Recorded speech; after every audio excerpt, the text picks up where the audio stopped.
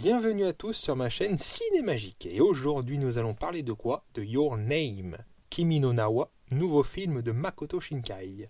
C'est un réalisateur que je suis depuis ses débuts et pour la petite anecdote, c'était justement une remarque que j'avais faite à des amis lors de la sortie d'Interstellar que l'on avait déjà plus ou moins abordé ce thème dans une animation de Shinkai, Voice of a Distant Star, que j'ai d'ailleurs en DVD et c'est vrai que ça donne envie de s'y replonger un peu dedans. Les thèmes fondateurs des films de Shinkai sont deux individus séparés mais qui se cherchent et la distorsion du temps, souvent mis en scène au niveau de la psyché et des émotions de l'être. C'est ce que l'on retrouve dans ce film-là, mais de manière bien plus amplifiée, comme une explosion de son œuvre. C'est sa comète qui traverse le monde. Alors cette distorsion se fait au niveau de la perception, c'est le rapport de proximité, c'est-à-dire on a quelque chose à portée de la main, mais l'on ne parvient pas totalement à l'aborder, comme une chose visible mais que l'on ne voit pas. C'est le bref instant qui reflète l'état de transit où l'on est à moitié réveillé, à moitié endormi, présent mais absent. Un peu comme ces moments passés qui donnent l'impression de n'avoir jamais existé. Ils vivent en nous mais paraissent insaisissables. Ou encore par exemple, quand on se remémore un souvenir de notre enfance et qu'on a l'impression que c'était juste hier, le temps s'est arrêté et pourtant a passé. Cette animation est imprégnée de cette inspiration, de ce qu'on possède, de ce que l'on voudrait, de ce qui nous échappe. Il y a ces récurrences constantes, même dans la mise en scène. Par exemple les écrans noirs, coupures dans le film qui pourraient correspondre aux épisodes ou aux actes, mais qui se font au moment où l'on va saisir quelque chose et qui nous renvoient dans la réalité. On a aussi les moments où les personnages comprennent ou vont pour concrétiser quelque chose et que l'on repart dans une autre direction.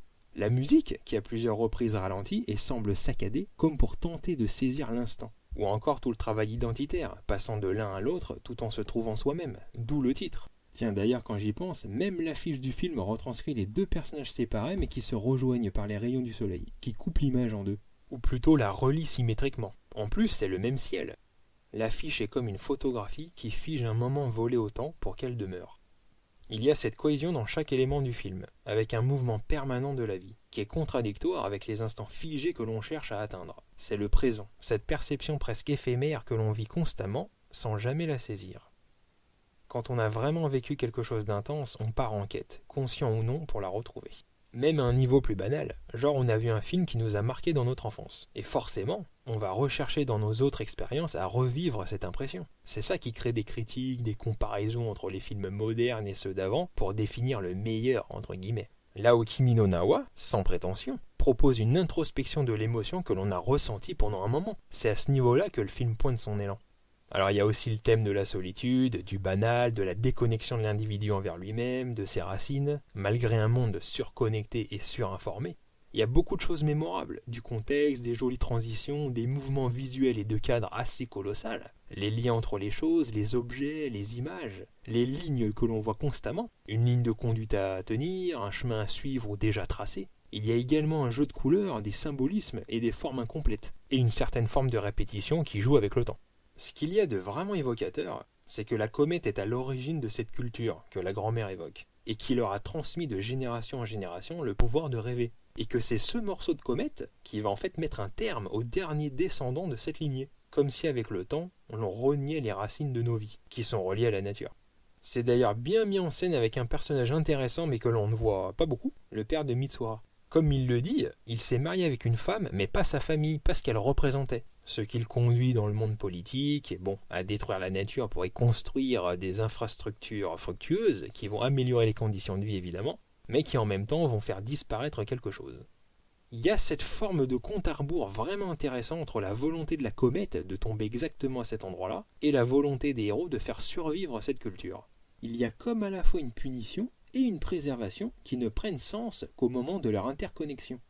La comète prévient et communique un message collectif, qui peut, dans le meilleur des cas, inspirer ou réveiller des émotions passées, ou simplement oublier. Un peu comme le père de Peter Pan à la fin, avec le nuage qui passe. La comète est le dernier rempart qui permet de pointer du doigt ce qui se perd en l'homme avec le temps. Dans ce lieu sacré, la grand-mère transmet les traditions, montrant que dans chaque geste, chaque action, il y a un sens plus profond. Mais comme dans la chanson d'Aznavour, la bohème, ça ne veut plus rien dire du tout. En sauvant les habitants, c'est un peu sauver ce qu'il reste de ces temps passés. La comète est comme le lien qui unit les choses entre elles, de nous avec le ciel, comme la connexion entre Mitsuhara et Taki. Deux mondes parallèles mais qui s'entrecroisent. L'un quitte ses racines, l'autre les retrouve. Ce qui est pas mal aussi avec ces personnages, c'est que quand quelque chose leur arrive, il y a cette forme d'acceptation qui conduit à la collaboration et une compréhension qui se crée subtilement, plutôt que de s'opposer à ce qui leur arrive. Il y a un échange entre l'ancien et le nouveau, un univers uniquement masculin ou féminin, mais à qui il manque quelque chose, comme l'histoire du temple, où l'on va abandonner une partie de nous-mêmes pour grandir. C'est la recherche de la symbiose, aussi bien avec nous, les gens, que le monde qui nous entoure.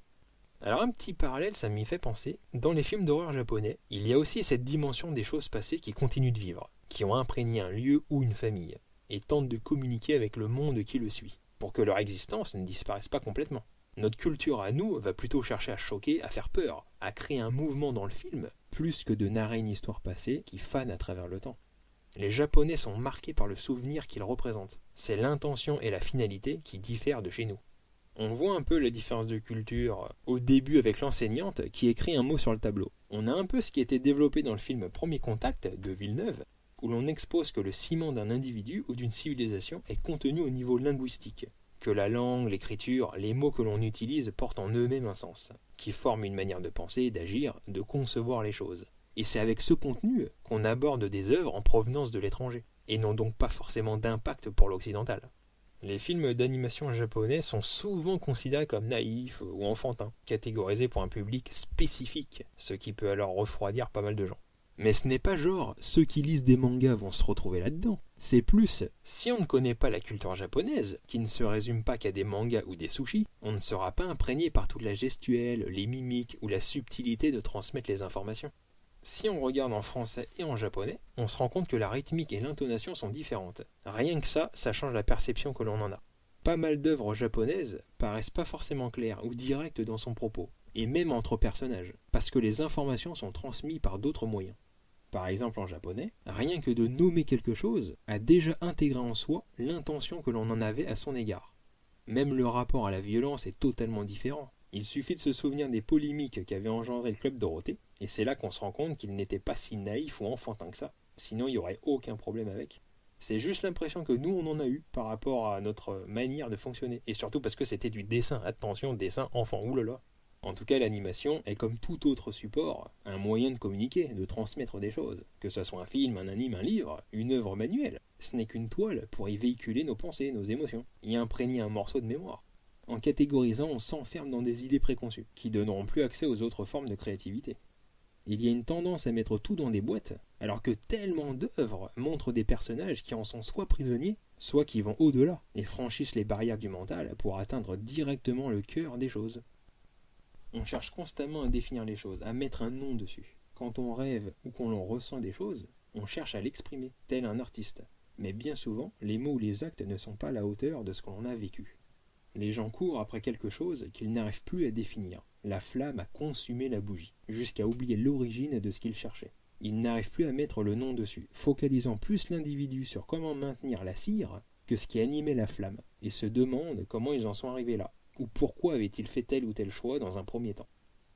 Pour reprendre les films de notre enfance, on ne se souvient pas forcément de ce qu'il y avait dedans, c'est plus l'impression qu'il laisse qui nous marque. Et c'est un peu l'intention de ce film, comme pour le sens contenu dans le langage, d'atteindre de l'intérieur le spectateur, en faisant abstraction de l'intellect, pour qu'il puisse embarquer avec lui ce sentiment et qu'il ne l'oublie pas.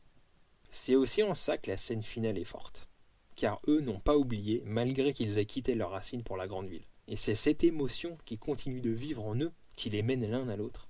Une émotion qui est comme le souffle de vie au moment de naître, qui se situe entre l'avant et l'après. Et le prestige du spectateur, ou de l'être humain, est justement par ces émotions, forme de vie qui semble éphémère et illusoire, de capter ce bref instant, de le rendre tangible. Il y a une dimension cosmique, où l'on pourrait voir l'être humain comme le vecteur, l'expression des phénomènes astrales.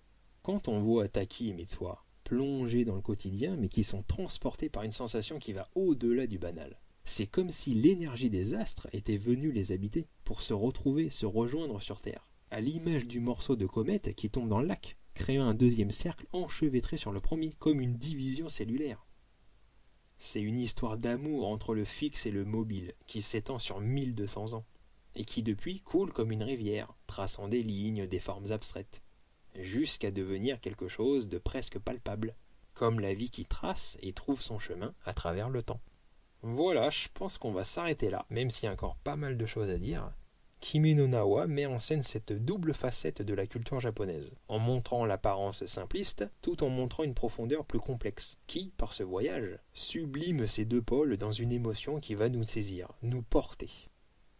Le film se veut comme une grande fresque universelle, où l'on cherche à y saisir le sens sans vraiment y parvenir.